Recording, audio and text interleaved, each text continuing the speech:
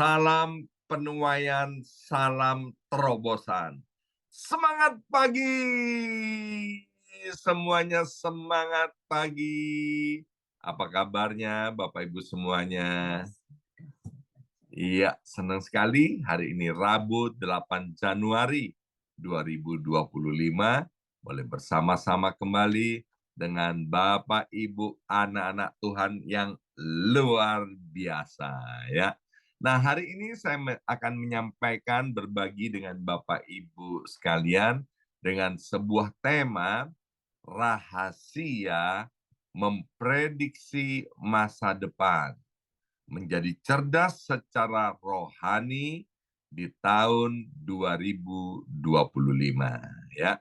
Bapak Ibu sekalian, kalau seandainya kita diberi kemampuan untuk tahu apa yang akan terjadi di hari-hari yang akan datang, atau kita dianugerahi kemampuan untuk mengetahui apa yang terjadi di masa depan, kira-kira nih, apa yang akan kita lakukan?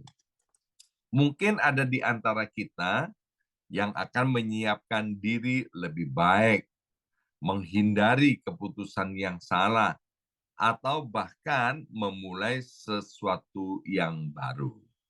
Tapi ingat Bapak Ibu sekalian, mengetahui masa depan tanpa kesiapan tidak ada gunanya.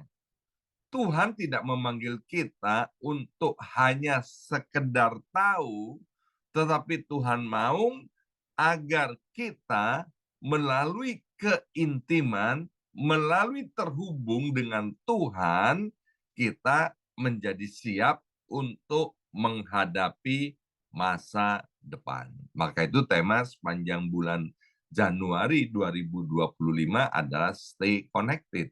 Sedangkan tema besar kita untuk tahun 2025 adalah Future Foresight, menghadapi masa depan. Kalau Bapak Ibu sekalian tahu apa yang akan terjadi di masa depan, ya, kira-kira apa yang akan kita lakukan? Apakah kita akan menyiapkan tabungan yang lebih banyak, memperbaiki hubungan yang rusak, atau mungkin memilih jalan hidup yang berbeda? Banyak orang ingin tahu masa depan, tapi lupa bahwa masa depan bukan tentang tahu saja, sekali lagi, tapi tentang kesiapan. Dan hanya dengan hidup terhubung dengan Tuhan, intim dengan Tuhan, stay connected dengan Tuhan, kita bisa siap menghadapi apapun yang akan terjadi di tahun 2025 ya. Pada satu pagi waktu 11 September 2001 atau yang dikenal dengan hari 911 ya.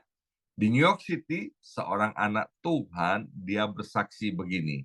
Dia punya dorongan yang begitu kuat, yang tidak biasa, yaitu untuk menunda perjalanannya ke gedung WTC. Kalau kita masih ingat pada hari itu, banyak orang-orang Indonesia dan juga banyak orang-orang yang menyebut dirinya anak Tuhan, itu bekerja di WTC yang ada di New York ini, Bapak Ibu sekalian ya. Nah, keputusan anak Tuhan ini untuk dia mendengarkan firman Tuhan dan kemudian ada dorongan yang kuat ini, akhirnya anak ini, Bapak Ibu sekalian, dia menunda keberangkatannya ke tempat kerjanya yang ada di WTC ini. Ya, nah, dorongan yang kuat ini adalah salah satu cara Tuhan untuk berbicara. Kisah ini kemudian mengingatkan kita bahwa hidup terhubung dengan Tuhan memungkinkan kita untuk menerima petunjuk dan hikmat dari Tuhan menghadapi hari-hari yang akan datang. Singkat cerita, akhirnya anak ini, Bapak Ibu sekalian, waktu dia mau berangkat ke WTC, dia mendapat berita bahwa gedung WTC itu sudah runtuh. Yang pertama kita akan belajar hari ini, bahwa hidup terhubung dengan Tuhan itu adalah dasar untuk memprediksi dan mengantisipasi apa yang akan terjadi. Sekali lagi, hidup terhubung dengan Tuhan, stay connected, itu adalah dasar untuk memprediksi dan mengantisipasi apa yang akan terjadi.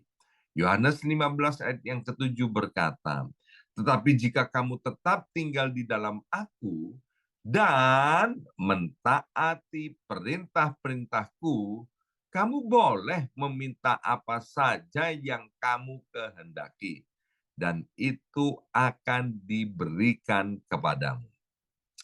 Hidup yang terhubung dengan Tuhan berarti yaitu membangun hubungan yang intim dengan Tuhan. Melalui apa? Melalui doa. Melalui apa lagi? Membaca dan merenungkan firman Tuhan. Melalui apa lagi? Yaitu ketaatan yang penuh kepada Tuhan. Seperti yang ditulis dalam Yohanes 15 ayat yang ketujuh. Nggak ada gunanya kita berdoa, membaca, merenungkan firman Tuhan kalau kita nggak taat kepada firman Tuhan. Nah, dalam keintiman inilah kita kemudian akan mendapatkan hikmat dan kepekaan daripada Tuhan untuk menghadapi hari-hari yang akan datang. Bukan melalui kekuatan kita, tetapi sekali lagi, melalui tuntunan dan pimpinan Tuhan. Bapak Ibu, nanti kalau ada waktu silakan baca dari kitab 1 Raja-Raja pasal 17 ya. Elia memprediksi kekeringan akan terjadi selama 3 tahun. Hal itu disampaikan oleh Elia setelah dia mendengar langsung dari Tuhan. Ya, itu bukan ramalan, ya, apalagi spekulasi, tetapi itu adalah pewahyuan yang diperoleh oleh Nabi Elia melalui hubungan atau keintiman dengan Tuhan. Dalam kitab Yakobus juga disinggung bahwa Elia itu adalah manusia biasa, sama seperti kita. Yang membedakannya adalah Elia ini intim dengan Tuhan, ya. Nah, ayat itu bilang begini, Bapak Ibu sekalian. Lalu berkatalah Elia, ini ada di dalam kitab 1 Raja-Raja 17 yang pertama. Lalu berkatalah Elia orang Tisbe dari Tisbe Gilead kepada Ahab. Demi Tuhan yang hidup, Allah Israel yang kulayani, sesungguhnya tidak akan ada embun atau hujan pada tahun-tahun ini, kecuali kalau ku katakan, ya. Nah, hidup di dalam doa dan ketaatan membuat kita lebih peka terhadap pimpinan Tuhan. Seperti Elia, ketika dipanggil untuk tinggal di dalam Tuhan agar memiliki hikmat dalam mengantisipasi apa yang akan terjadi, biarlah ini juga dilakukan dengan penuh komitmen dan konsisten buat setiap kita di tahun 2025. Kalau kita kepingin terus diberkati, hidup berkemenangan di dalam Tuhan, ya. Nah, yang kedua, Bapak Ibu sekalian, mengetahui kehendak Tuhan itu adalah sesuatu yang luar biasa. Ini disebut menjadi cerdas secara rohani. Efesus 5 ayat 17, janganlah menjadi orang bodoh. Kalau janganlah menjadi orang bodoh, artinya jadilah orang yang cerdas, ya. Tetapi usahakan untuk mengetahui apa yang Tuhan ingin kamu lakukan. Wow, luar biasa ayat ini, ya. Saya baca lagi Efesus 5 ayat 17. Janganlah menjadi orang bodoh. Artinya jadilah orang yang cerdas. Apa itu orang yang cerdas? Yaitu orang yang mau mengusahakan untuk mengetahui apa yang Tuhan ingin lakukan, ya. Di Surabaya ada seorang anak Tuhan bernama Andrew Sutomo. Ya, dia pengusaha garment, Bapak Ibu sekalian. Jadi jualannya adalah pakaian khusus pria, Bapak Ibu sekalian ya. Semua yang berhubungan dengan pria dia produksi itu. Tapi satu waktu sebelum COVID-19 itu terjadi, Tuhan itu memberi dorongan kuat kepada Andrew Sutomo ini, Bapak Andrew Sutomo ini, agar supaya usaha garmennya itu jangan fokus kepada pakaian pria, ya. Dan kemudian waktu dia renung-renungkan apa yang Tuhan taruh di dalam hatinya, maka dia mulai mengurangi produksi eh, pakaian pria ini, Bapak Ibu sekalian ya. Dia kemudian mulai memproduksi masker, kemudian dia mulai memproduksi alat pelindung diri atau alat untuk kesehatan dan lain sebagainya, produksi-produksi yang dibutuhkan untuk kesehatan.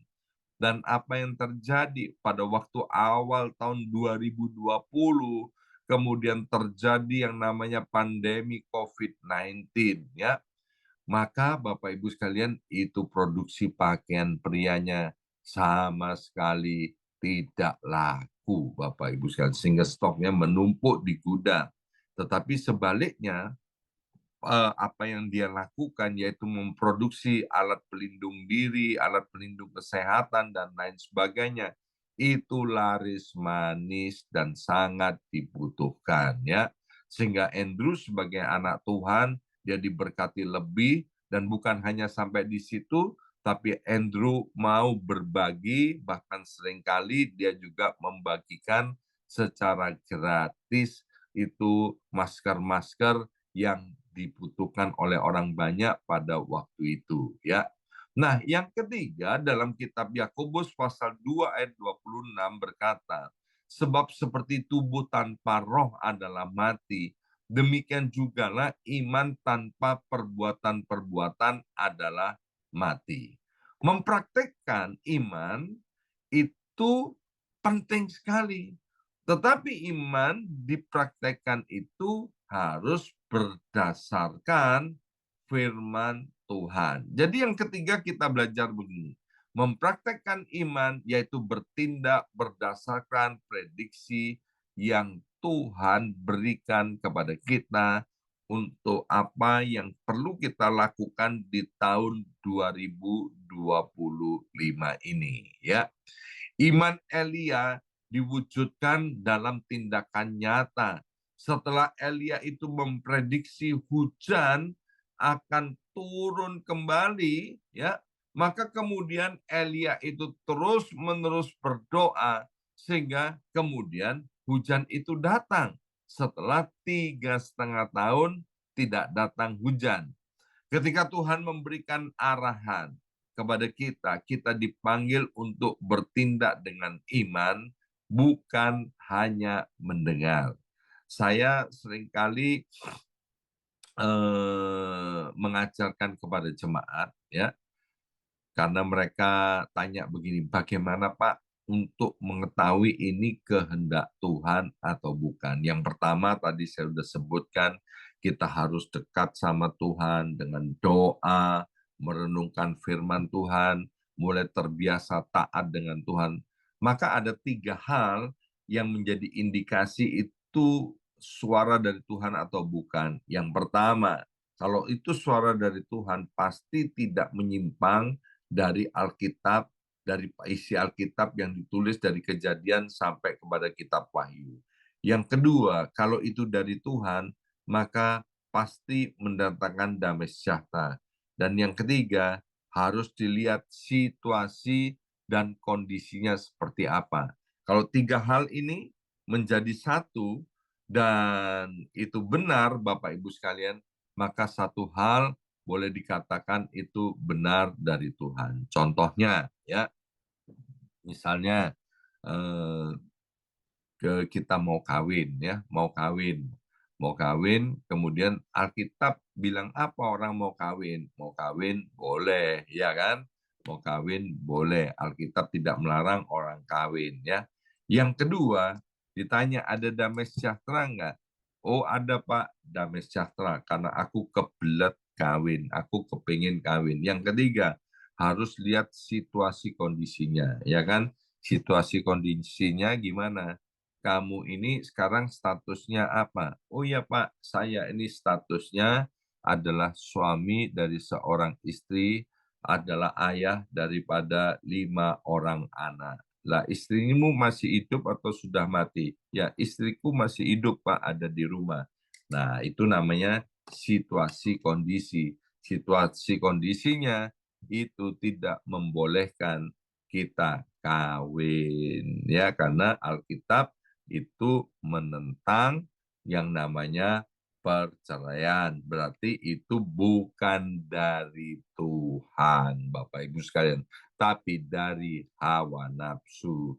Nah, yang keempat, mari kita lihat dari Amsal pasal 16 ayat yang ketiga. Serahkanlah perbuatanmu kepada Tuhan, maka rancanganmu akan terlaksana. Yang keempat, Bapak Ibu sekalian, antisipasi yang tepat, yaitu melibatkan Tuhan di dalam perencanaan. Jadi sebelum bertindak, maka dalam perencanaan kita perlu menyertakan Tuhan. Sehingga apa Bapak Ibu sekalian? Seperti yang dikatakan dalam Amsal 16 ayat 3, ayat yang ketiga ini, maka terlaksana semua yang kita rancangkan. Elia tidak hanya memprediksi, tetapi juga mengantisipasi apa yang akan terjadi. Ketika Tuhan berkata bahwa Elia disuruh pergi ke sungai Kerit, maka dengan taat dia pergi ke sungai Kerit. Ketika Tuhan berkata Elia untuk pergi ke janda di Sarfat, dia pergi ke janda di Sarfat itu. Meskipun yang dia temui dalam keadaan krisis itu bukan janda yang kaya raya, tapi janda yang amat sangat miskin, yang punya tepung sedikit, minyak sedikit, dan Alkitab berkata hari itu kalau dia masak tepung itu, Bapak Ibu sekalian, dia makan jadi roti dengan anaknya, maka dia akan mati. Ya, nah Elia pergi ke rumah janda di Sarfat itu. Tapi apa yang kita lihat Bapak Ibu sekalian, hidup Elia terpelihara dengan baik, bahkan janda di Sarfat ini pun diberkati, ya. Jadi antisipasi yang benar itu melibatkan ketaatan dan menyerahkan rencana itu kepada Tuhan. Dan yang kelima, yang terakhir Bapak Ibu sekalian, hasil dari intimacy atau stay connected dengan Tuhan itu akan membuat kita menjadi orang yang cerdas, orang yang penuh dengan hikmat.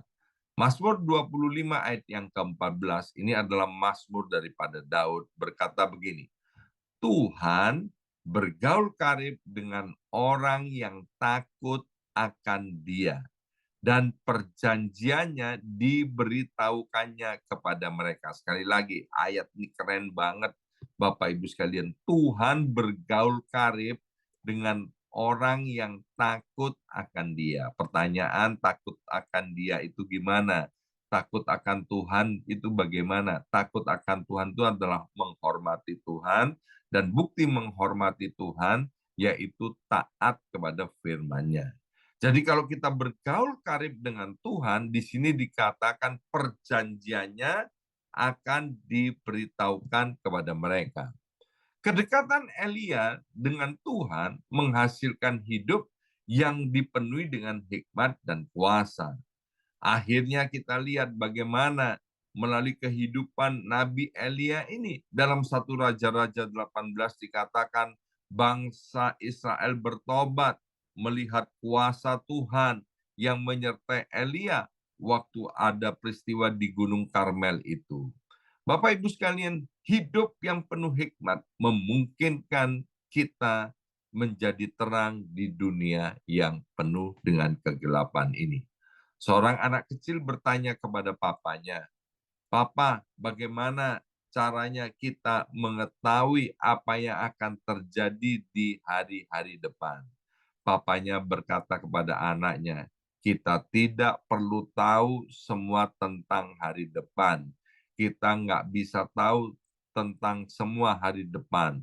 Yang penting kita itu harus dekat dengan Tuhan.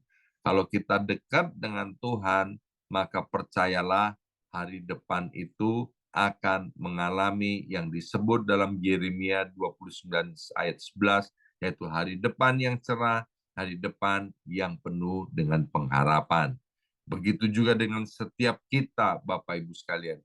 Hidup stay connected dengan Tuhan, terhubung dengan Tuhan, membuat kita tidak perlu takut menghadapi tahun 2025. Kesimpulan, hidup yang cerdas secara rohani memungkinkan kita untuk memprediksi dan mengantisipasi tantangan di tahun 2025. Seperti Elia, hidup yang terhubung dengan Tuhan membawa hikmat, perlindungan, dan keberanian. Ketidakpastian tahun 2025 bukanlah ancaman bagi kita-kita yang tinggal di dalam Tuhan. Ketidakpastian di tahun 2025 bukanlah ancaman bagi kita-kita yang stay connected dengan Tuhan. Tuhan sudah tahu masa depan. Dia memanggil kita untuk hidup di dalam kehendak dan rencananya. Amin. Mari kita berdoa, materaikan setiap benih kebenaran firman Tuhan ini. Hari ini kami belajar dari Nabi Elia, yaitu suatu rahasia untuk memprediksi masa depan. Biarlah setiap kami mau menjadi cerdas secara rohani di tahun 2025 ini. Bapa, biarlah Allah Roh Kudus menolong kami untuk kami terus intim dengan Engkau dan bertindak dengan bijaksana di dalam setiap langkah kehidupan kami. Kami bertindak dengan iman, kami bertindak dengan rasa hormat dan cinta akan Tuhan. Terima kasih Bapa. Dalam nama Yesus kami sudah berdoa. Haleluya. Amin, amin, amin.